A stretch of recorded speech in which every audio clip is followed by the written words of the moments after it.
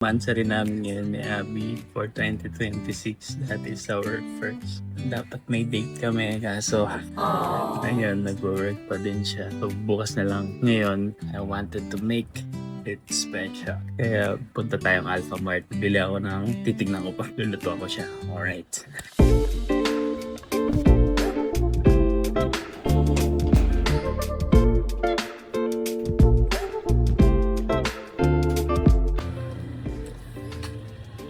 Init. Yan, much better. Jollibee.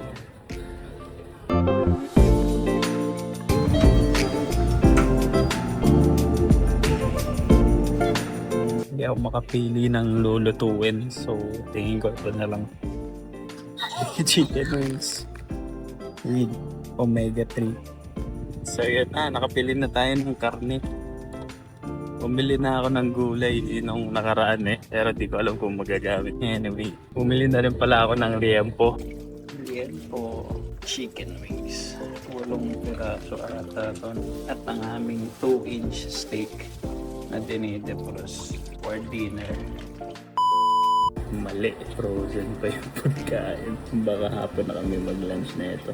Worth it naman yan, sure.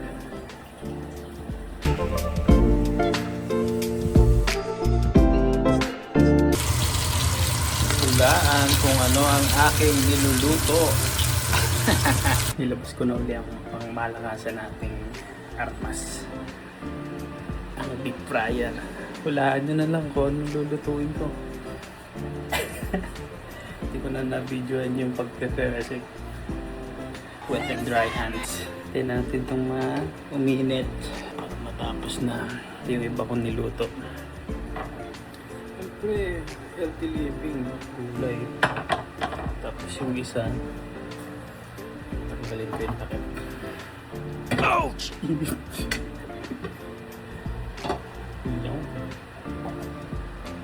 Yung isa, wala nyo na lang kung ano yan.